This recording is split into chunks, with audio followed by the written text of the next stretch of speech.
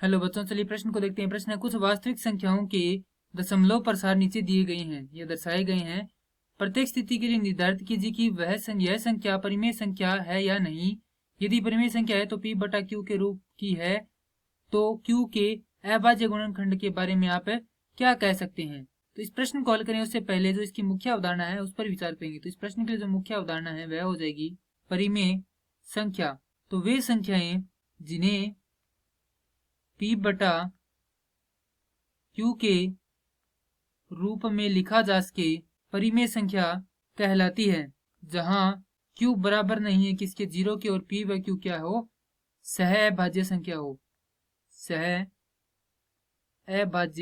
संख्या हो। अब चलिए संख्या दी गई उसे लिखते हैं। संख्या है 43.123456789 और इसका बार, अर्थात ये संख्या क्या हो रही है, बार बार पुनरावर्तित हो रही है। कोई भी संख्या परिमेय संख्या है या नहीं, इसके बारे में किस प्रकार से विचार करेंगे। देखिए, जैसे कोई संख्या है 5, उसमें भाग देते हैं किसका, 2 का, तो इसे किस प्रकार से लिख सकते हैं, 5/2 के रूप में लिख सकते हैं। और भाग देंगे तो यहाँ पर हमें प्राप्त होगा 2.5, और जो इसका दशमलव प्रसार है वह क्या है, शांत है। तो इसे हम क्या कर सकते हैं, आसानी से p बटा q के रूप में लिख सकते हैं। अब हम क्या करेंगे, यहाँ पर देखें तो जो 10 है उसमें भाग लगाएंगे 9 का, तो हमें प्राप्त होगा 1.1, फिर 1, फिर 1, इस प्रकार से चलता जाएगा। क्योंकि देखिए यहाँ पर 1 आएगा, फिर दशमलव लगाएंगे 10 हो जाएगा, फिर 9, फिर 1, इस प्रकार से क्या करता रहेगा, कि चलता रहेगा। अब यदि देखें जो 99 है उसका भाग लगाते हैं किसमें, 100 में, तो हमें प्राप्त होगा यहाँ पर सबसे पहले 1 दशमलव, देखिए यहाँ पर 1 लिखेंगे तो क्या होगा 99, 1, फिर दशमलव का 0, तो यहाँ पर क्या लगाएंगे 0, तो यह होगा 100।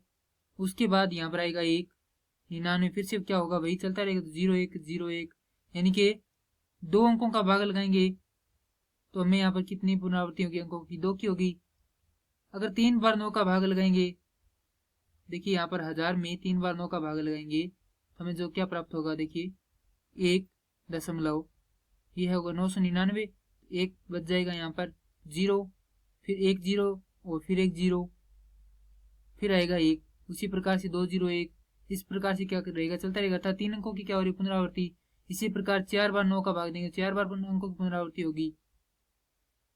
तो यहाँ से हम क्या कह सकते हैं, यहाँ से हम कह सकते हैं कि किसी भी संख्या के जो कि क्या है, परिमेय संख्या है, और उसके p बटा q, जो q है उसमें यदि 9 अंक है, अर्थात 9 बार है कोई अंक, तो जो ऊपर की जो संख्या है और जो दशमलव के बाद वाली संख्या आएगी वह कितनी बार पुनरावर्तित होगी, 9 बार पुनरावर्तित होगी।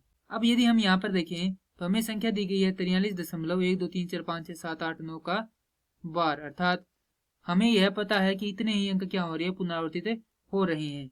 तो यह संख्या क्या होगी, परिमेय संख्या होगी, क्योंकि इसका दशमलव प्रसार है वह किस प्रकार का है, सीमित प्रकार का है, अर्थात सीमित अंकों की क्या हो रही है, पुनरावृत्ति हो रही है। और अगर इसके गुणनखंड के बारे में देखें तो जो p बटा q है, तो q क्या होगा, क्योंकि हमें क्या बताना है, q क्या है, अभाज्य गुणनखंड बताना है, तो q हो जाएगा यहाँ पर किसी भी संख्या के भाग में कितने अंक होंगे, 9 अंक होंगे।